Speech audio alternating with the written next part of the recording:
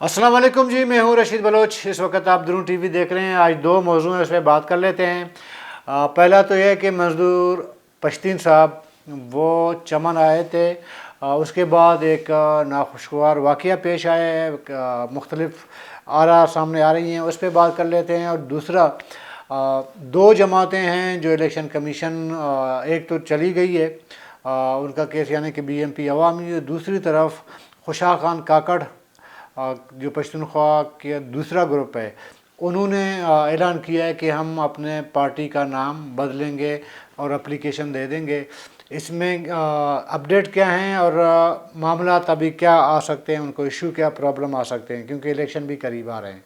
तो आगे बढ़ने से कबल आपने हमें सब्सक्राइब करना है, अपना फीडबैक देना है और घंटी का बटन दबाना है। अच्छा जी, सबसे पहले मंजूर पश्तीन से मतलब बात कर लेते हैं। मंजूर पश्तीन मेरे ख्याल में कोई 2-3 दिनों से चमन में मौजूद हैं। वो KPK से चमन आए थे। चमन में आपको पता है कि गुज़िश्ता 3 महीने से एक एहतजाज चल रहा है, धरना एहतजाज जारी है। बुनियादी तौर पर धरना एहतजाज का ये मुतालबा है कि जो बॉर्डर, पाक अफगान बॉर्डर चमन का है, वहाँ पे जो नए जो हुकूमत की जानिब से पॉलिसियाँ बनाई गई हैं, यानी कि वीज़ा पॉलिसी है वग़ैरह, उनको जो इलाके के लोग हैं या चमन के जो मुज़ाहिरीन हैं, जो धरना मुज़ाहिरीन हैं, उनका मुतालबा यह है कि हम पासपोर्ट सिस्टम नहीं मानते। तो वो मंजूर पश्तीन साहब उसी धरने में आए थे, उन्होंने स्पीच की थी, 2-3 दिन हो गए शायद। उसके बाद उन्होंने मंजूर पश्तीन साहब ने ऐलान किया था, जो हमें मीडिया के ज़रिए या सोशल मीडिया के ज़रिए मालूमात मिली, उसमें उन्होंने कहा था कि तुर्बत में जो धरना जारी है, बालाच मौलाबख्श कत्ल के ख़िलाफ़ जो FIR नहीं काटी जा रही है, तो वहाँ पे धरना है। मंजूर पश्तीन साहब चाह रहे थे कि वह तुर्बत चले जाएं, उस धरने में इज़हार यकजहती करें। तो एक चीज़ मैं इधर थोड़ी सी वजाहत में करूँ जाने से पहले, बात मज़ीद आगे बढ़ने से कबल। कल मैंने व्लॉग किया था, मैंने व्लॉग में बालाच कादिर बख्श कहा था। बाद में मुझे फ़ीडबैक आया कि जी बालाच मौला बख्श, कादिर बख्श नहीं बल्कि बालाच मौला बख्श। तो ये थोड़ा सा मैंने कहा वजाहत करूँ कि वो तो गलती से मौला कादिर बख्श मैंने कहा है, दरअसल मौला बख्श है, ठीक है। तो मंजूर पश्तीन का ये जब ऐलान आया था ना तुर्बत का, तो उसके बाद वो चमन से निकले। आज 4 दिसंबर को सुबह निकले थे चमन से कोयटा की तरफ। और तो किला सैफुल्लाह में एक वाक़या पेश आया है फायरिंग का, और उस फायरिंग में अब तक जो मैं आपसे बात कर रहा हूँ, कोई 4 अफराद ज़ख्मी हुए हैं। अभी मुतज़ाद ख़बरें अब तक हमारे पास आ रही हैं, एक तरफ इंतज़ामिया की तरफ से, दूसरी तरफ जो PTM के लोग हैं उनकी तरफ से दो मौक़िफ़ सामने आ रहे हैं। पहले हुकूमत के मौक़िफ़ में हम शेयर करेंगे, फिर वो आपका PTM का। हुकूमत या वहाँ का जो DC है मदर अब्बास साहब, उनसे जब राबिता हुआ है, उनके बकौल कि हमें इत्तला मिली थी कि मंजूर पश्तीन जब जा रहे थे वहाँ पे फायरिंग हुई है। तो उस फायरिंग में 4 अफराद के ज़ख्मी होने की इंतज़ामिया भी तस्लीम कर रहे हैं। जहाँ नचदी साहब वज़ीर इत्तलात हैं, वो भी इसकी तस्दीक कर रहे हैं, और DC मदर अब्बास साहब चमन के जो DC है, उनकी तरफ से भी तस्दीक हो गई है कि 4 अफराद ज़ख्मी हो गए हैं। और इंतज़ामिया के बकौल वो जो 4 अफराद हैं वो राहगीर थे, यानी राह गुज़र थे, जा रहे थे, तो फायरिंग हुई है, उनको गोलियां लगी हैं, वो ज़ख्मी हो गए हैं। और इंतज़ामिया ये कह रही है कि ये जो फायरिंग हुई है ये दरअसल PTM के लोगों ने की है पुलिस पर, और जिसकी वजह से ये 4 अफराद ज़ख्मी हो गए। अच्छा, दूसरी तरफ जो PTM के लोग हैं वो कहते हैं कि मंजूर पश्तीन पर पुलिस ने फायरिंग की है, और ये जो ज़ख्मी हुए हैं वो PTM के कारकुन हैं। ये दो मुतज़ाद अब तक राय सामने आ रही है। قلعہ سیف اللہ میں اس واقعہ کے بعد قلعہ سیف اللہ میں ہی پولیس نے یا مقامی انتظامیہ نے منظور پشتین کو حراست میں لے لیا ہے اور ایف آئی آر بھی کاٹی گئی ہے۔ ابھی یہ ایف آئی آر منظور پشتین کے خلاف نہیں کاٹی گئی ہے، بلکہ یہ ایف آئی آر جو فائرنگ کا واقعہ ہوا ہے، ظاہر ہے کہ ابھی تک وہ نامعلوم ہیں لوگ، تو یہ ایف آئی آر نامعلوم افراد کے خلاف کاٹی گئی ہے۔ اگر تحقیقات ہونی ہیں اور ظاہر ہے کہ آج یا کل مجسٹریٹ کے پاس پیش ہونا ہے، اس میں بھی تھوڑا سا میں آپ کو بتاؤں کہ تھوڑا کنفیوژن ہے۔ اگر ایف آئی آر معلوم افراد کے خلاف کاٹی گئی ہے تو پھر منظور پشتین کو گرفتار حراست میں لیا گیا ہے، اس میں بھی الفاظوں کی ہیر پھیر ہے نا۔ پی ٹی ایم کہتی ہے کہ گرفتار کیا گیا ہے، انتظامیہ کہتی ہے نہیں حراست میں لیا گیا ہے۔ تو یہ جو ایف آئی آر کاٹ ہوا ہے تو کچھ اطلاعات یہ ہیں کہ منظور پشتین کو کل مجسٹریٹ کے سامنے پیش کیا جائے گا اور اس کے بعد جو بھی قانونی طریقہ کار ہے وہ ظاہر ہے کہ اپلائی ہوگی۔ دوسری طرف ایک رائے یہ بھی آ رہی ہے انتظامیہ کے ہی جانب سے، اس میں یہ کہا جا رہا ہے کہ منظور پشتین کو صوبہ بدر کیا جائے گا، کیونکہ منظور پشتین پر بلوچستان میں آنے کی پر پابندی ہے، ان کے آنے پر پابندی ہے، تو اس لیے ان کو دوبارہ کے پی کے بدر کیا جائے گا، یعنی کہ پولیس اپنے ساتھ انہیں لے جا کے پی کے بارڈر کے پار اس طرف ڈی آئی خان میں وہاں پہ اس کو چھوڑ دے گا، واپس بلوچستان کی پولیس واپس آئے گی۔ تو یہ دو متضاد خبریں ہیں۔ اور منظور پشتین صاحب جیسے کہ میں نے کہا کہ وہ تربت جانا چاہ رہے تھے، چمن سے تربت کا فاصلہ بھی بڑا لمبا ہے، حالانکہ یہ جو دھرنا ہوا ہے اس میں منظور پشتین صاحب وہی چپکے سے، ظاہر ہے کہ اوپنلی نہیں آ سکتے ہیں، ان پر پابندی ہے بلوچستان میں داخلے پر، تو وہ چپکے سے آئے ہیں۔ تو ابھی شاید وہ چپکے سے آ رہے تھے یا بائی روڈ آ رہے ہیں، کیا مطلب چھپایا نہیں جاتا، تو ان کو تربت جانے سے روک دیا گیا۔ اگر وہ تربت جانا چاہ رہے تھے تو ان کو روک دیا گیا ہے، اور وہ قلعہ سیف اللہ سے ہی وہ گرفتار ہوئے ہیں۔ اگر ان کو دوبارہ کے پی کے جانا ہوتا تو وہ ظاہر ہے کہ قلعہ سیف اللہ کی طرف نہیں آتے، تو وہاں پہ وہ رستہ ڈی آئی خان کا آگے سے رستہ ہے، وہ وہیں سے چلے جاتے، ان کو پھر کوئٹہ کی طرف آنے کی ضرورت پیش نہیں آتی۔ لگ ایسا رہا ہے کہ وہ جو انہوں نے اعلان کیا تھا کہ میں تربت جا رہا ہوں تربت دھرنے سے ادھر یکجہتی کرنے کے لیے، تو اس لیے وہ قلعہ سیف اللہ سے گرفتار ہوئے ہیں۔ اب تک کی اطلاعات یہ ہیں، برال علاقے میں ایسا کوئی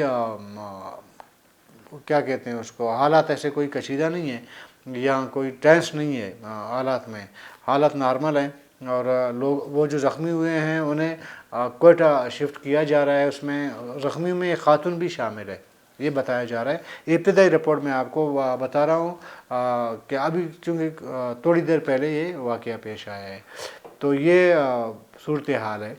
اچھا، اگلے سیگمنٹ میں آتے ہیں کہ جی دیکھیں، دو پارٹیاں دو جگہ تقسیم ہوئی ہیں، ایک بی ایم پی عوامی، دوسرا پشتونخوا ملی عوامی پارٹی۔ یہ دو جو ہے وہ پارٹیاں ہیں جو تقسیم ہو چکی ہیں، دو دھڑوں میں بڑھ چکی ہیں۔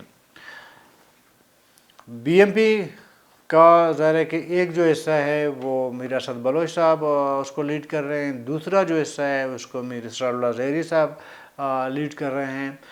دونوں کا دعویٰ ہے بلکہ کہ فریقین کا، دونوں بی ایم پی عوامی کو کلیم کر رہے ہیں اپنی پراپرٹی کا، مطلب ایز اے پارٹی پراپرٹی، وہ اس کو کلیم کر رہے ہیں کہ یہ پارٹی ہماری ہے، یہ ہم سے منسوب ہونا چاہیے۔ تو یہ لوگ الیکشن کمیشن چلے گئے ہیں، دونوں فریق بیسکلی گیا تھا، میر اسرار زہری کے لوگ گئے تھے ایک ان کے خلاف، میر اسد بلوچ صاحب کے جو گروپ ہے ان کے خلاف گیا تھا۔ کافی پیشیاں ہوئیں، تو اس پیشی کے بعد الیکشن کمیشن نے جو فیصلہ دیا ہے وہ میر اسد اللہ بلوچ کے حق میں دی، اس گروپ کے حق میں دی ہے۔ وہ جو اونٹ کا نشان ہے، سمبل ہے، انتخابی نشان ہے، وہ ظاہر ہے کہ میر اسد بلوچ کے پاس آیا، پارٹی کا جو نام ہے، ٹائٹل BMP عوامی کا جو ٹائٹل ہے وہ بھی میر اسد بلوچ گروپ کو ملا۔ تو اس کے بعد میر اسرار اللہ زہری صاحب کے گروپ نے اسلام آباد ہائی کورٹ میں پٹیشن دائر کر لیا ہے۔ تو ابھی 3 پیشیاں ہوئی ہیں اور 3 پیشیوں میں ابھی تک کوئی فیصلہ نہیں آیا ہے۔ تو 21 جنوری کو، شاید 21 جنوری کو ان کی چوتھی پیشی ہے، اور میرے خیال میں یہ آخری پیشی ہوگی۔ تو ہائی کورٹ کی جانب سے دونوں فریق جب شامل ہوں گے، کورٹ میں آئیں گے، تو یہ آخری پیشی ہوگا اور فیصلہ سنایا جائے گا۔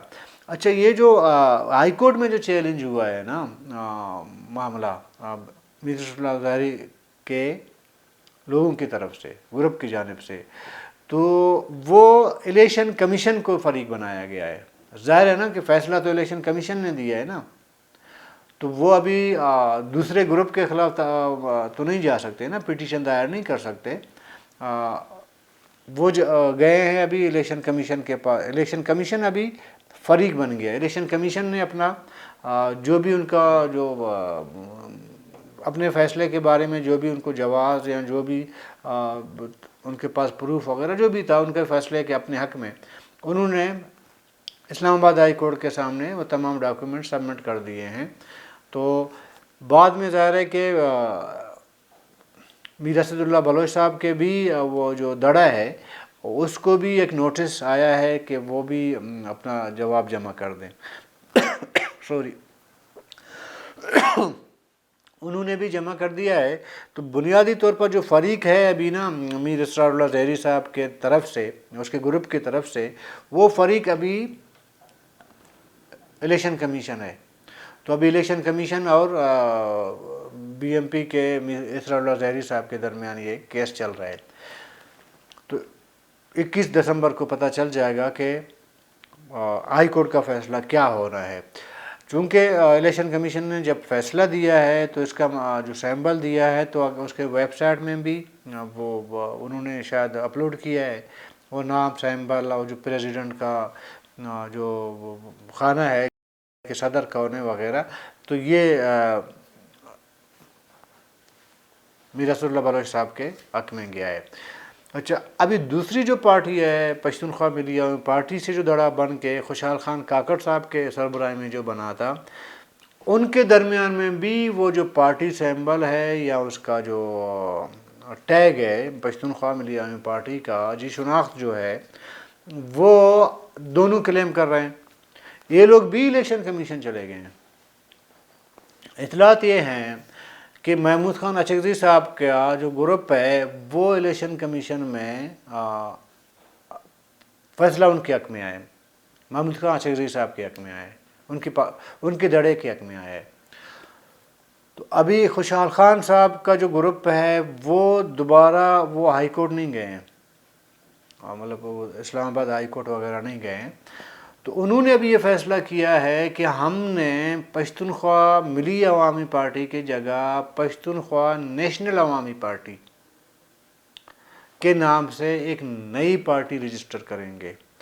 آج میں نے تھوڑا سا الیکشن کمیشن کے ویب سائٹ پہ چیک کرنے کی کوشش کی کہ پشتونخوا نیشنل عوامی پارٹی کے نام سے کوئی پارٹی موجود ہے۔ اس میں باقاعدہ طور پر ایک نام پشتونخوا نیشنل عوامی پارٹی کے نام سے باقاعدہ طور پر الیکشن کمیشن کے ویب سائٹ کے اندر موجود ہے، وہ لسٹ میں یہ نام موجود ہے۔ لیکن اس میں ایک مسئلہ ہے کہ آیا ابھی ایک نام موجود ہے آلریڈی، تو آپ اس کے لیے اپلائی کر سکتے ہو، اس نام جیسے کہ پشتونخوا ملی عوامی پارٹی ہے، اس نام سے آپ جا کے اپلائی کر سکتے ہو ایک نئی پارٹی کے لیے جو آلریڈی موجود ہے اس نام سے۔ اس میں آج میں نے کچھ قانونی جو ماہرین ہیں، ہمارے وکلاء حضرات ہیں، ان سے میں نے یہ سوال ان کے سامنے رکھا، تو انہوں نے کہا آج تھوڑا سا گلا خراب ہے، سوری، انہوں نے کہا جی کہ اگر وہ پشتونخوا نیشنل عوامی پارٹی کے نام سے جو پارٹی موجود ہے، اگر انہوں نے باقاعدہ طور پر اپنا جو ان کا مطلب جو بھی ٹینیور ہے ان کے الیکشن کا 2 سال کا ہے یا 5 سال کا ہے، وہ جو اپنا صدر، جنرل سیکرٹری یا کابینہ جو منتخب کرتے ہیں، وہ باقاعدہ طور پر اگر انہوں نے کیا ہے اپنے پارٹی